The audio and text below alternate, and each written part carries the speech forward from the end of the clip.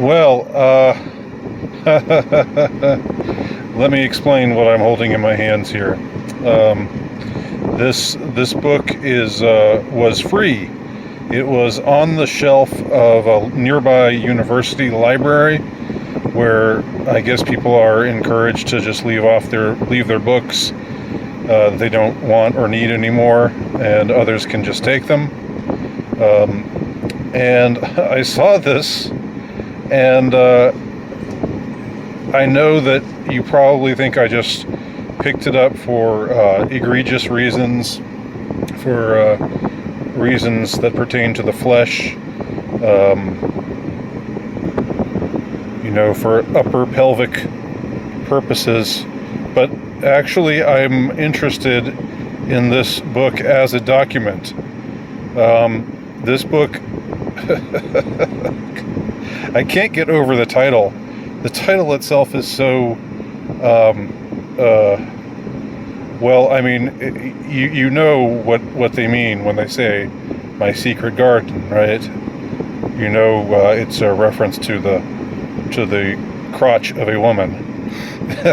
You know that, don't you? Somehow, this was, I guess, some highly influential book, and I'm sure if I did some research on it, I could find out more. But it is the taboo-shattering 1 million copy bestseller. All right, it's published in 1973, and the author is formerly the author of Men in Love, Men's Sexual Fantasies. This one is My Secret Garden, Women's Sexual Fantasies. Now, I understand that those who think that I got this book for prurient purposes, I get your skepticism of my proclamations to the contrary.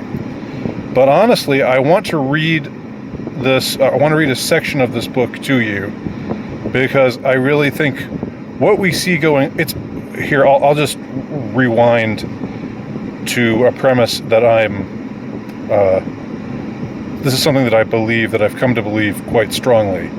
I believe the sexual revolution in the West, the ongoing catastrophe that is the sexual revolution in the West, is something that was engineered from the beginning.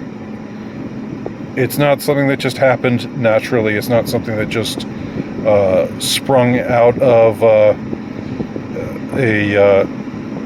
normal, healthy, intellectual, philosophical dialectic. I believe that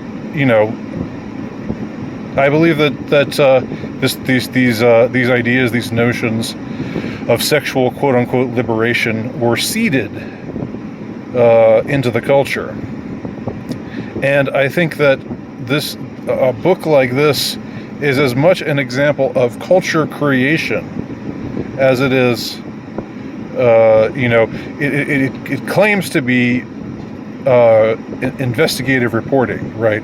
It claims that we are living in this age of repression. We've been repressed for so long that now we don't really know the kind of things that real women actually fantasize about.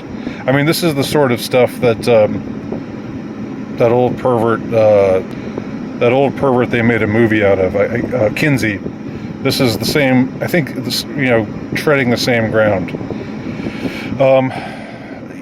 The whole idea is to cultivate and promote sexual quote-unquote liberation. And the idea is to create the notion that this kind of wild and crazy and kinky stuff is just going on all over the place, and we should turn on to it and embrace it, because it's who we truly are. Now, am I claiming that nobody is ever kinky? Of course not. Am I claiming that sexual perversion does not exist? Of course it does, and people have out there kinds of sexual fantasies and stuff. But I want to just read. I really just want to read this chapter 1. This sexual fantasy that's described here. Now, I'm not reading this to try to turn you on. If you do get turned on, that's nothing on me. And if you don't want to listen to this passage, if you think it would be what we Catholics call an occasion to sin, then don't listen. But I want to read it just because I think what it will show. I'll explicate that after we've read this passage. Okay, so tell me what you are thinking about, he said. That's the title of the chapter. In my mind, as in our fucking, and I'm not going to be censoring my language here, so again, if you're not down with that, then just turn off here. I am at the crucial point. We are at this Baltimore Colt Minnesota Viking football game, and it is very cold. 4 or 5 of us are huddled under a big Glen plaid blanket. Suddenly we jump up to watch Johnny Unitas running toward the goal. As he races down the field, first of all, we notice Johnny Unitas running toward the goal? Toward the goal line? Toward the end zone? What do you mean? This is a woman writing this passage, okay? Pretending to understand football lingo.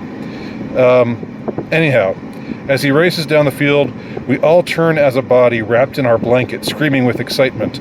Somehow one of the men, I don't know who, and in my excitement I can't look, has gotten himself more closely behind me. I keep cheering, my voice an echo of his, hot on my neck. I can feel his erection through his pants as he signals me with a touch to turn my hips more directly toward him.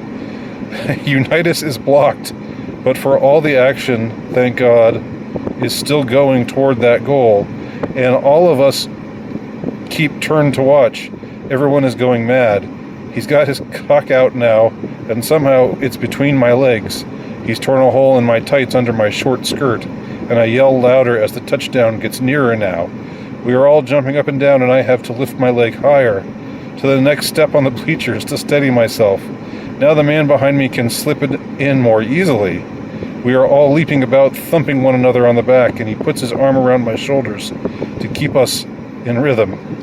He's inside me now, shot straight up through me like a ramrod. My God, it's like he's in my throat. All the way, Johnny, go, go, run, run, we scream together, louder than anyone, making them all cheer louder, the two of us leading the excitement like cheerleaders, while inside me I can feel whoever he is growing harder and harder, pushing deeper and higher into me with each jump until the cheering for Unitas becomes the rhythm of our fucking, and all around us everyone is on our side, cheering us and the touchdown. It's hard to separate the two now. It's Unitas' last down. Everything depends on him. We're racing madly, almost at our own touchdown. My excitement gets wilder, almost out of control, as I scream for Unitas to make it as we do, so that we all go over the line together. And as the man behind me roars, clutching me in a spasm of pleasure, Unitas goes over and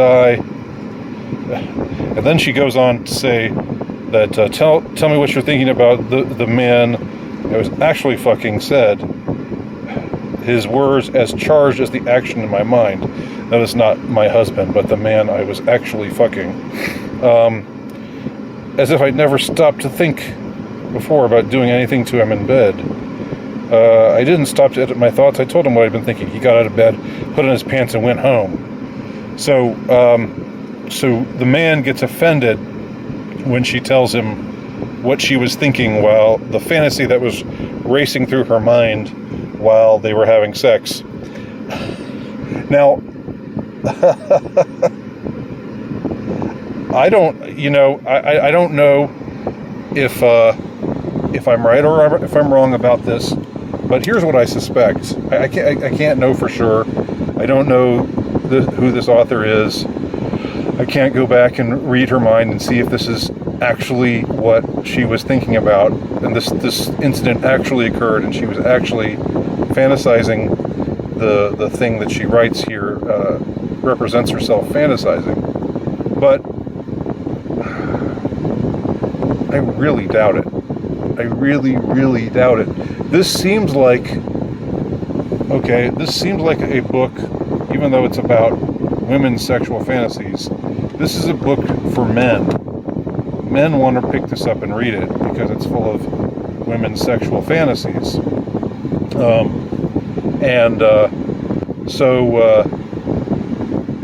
So how do you appeal to men? Well, you make it about a football game. You make it about Johnny Unitas, who at the time was this big, superstar quarterback, racing toward the goal, not the goal line, not the end zone. And then you create this sexual fantasy where this woman is just while she's doing it with her hopefully at least boyfriend, or something, somebody that she's hopefully at least in a committed relationship with, although at the time those bonds were on their way to dissolving, and they continue to be dissolved now, the bonds of matrimony, of wedlock. But instead, she promotes this idea that a woman would just fantasize about being at a football game, watching Johnny Unitas scramble for a touchdown, and get taken from behind by some random guy who's just a part of their group, the group that she's hanging out with watching this football game. This just doesn't sound like, I mean, I'm not claiming to be somebody who is an expert on women or on women's sexual fantasies by any stretch. This just doesn't sound authentic to me. This sounds like culture creation more than it is an effort to discern the truth about the way women actually fantasize. In other words, this book was written with an agenda in mind.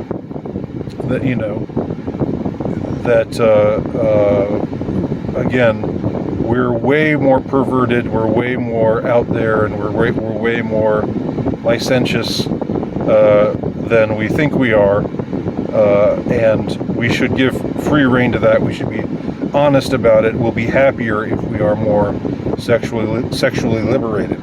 To me, this passage just reads very transparently as an effort to create a kind of fantasy, a kind of quote-unquote woman's fantasy that would appeal to men. It seems very pandering to me. And I think that says something about what this book is really about, what it was written for, and the entire culture creation notion of the sexual revolution, the idea of encouraging sexual liberation. I would suggest that women don't generally fantasize like this. I'm not saying nobody does, there are always outliers, but this is not like a normal fantasy.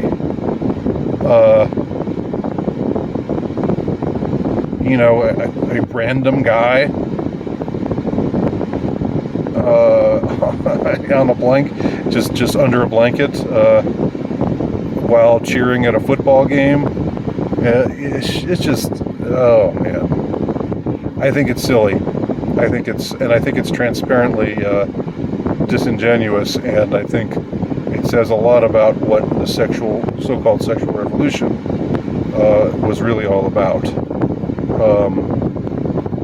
Maybe I'll return to this subject shortly. I might write about it as well, just because this lends itself to a lot of interesting speculation. Anyway, let me know what you think. And again, Didn't mean to turn anybody on, and if you're turned on right now, don't blame me. Anyway, tell me what you think. Tell me what your thoughts are. Am I right? Am I wrong?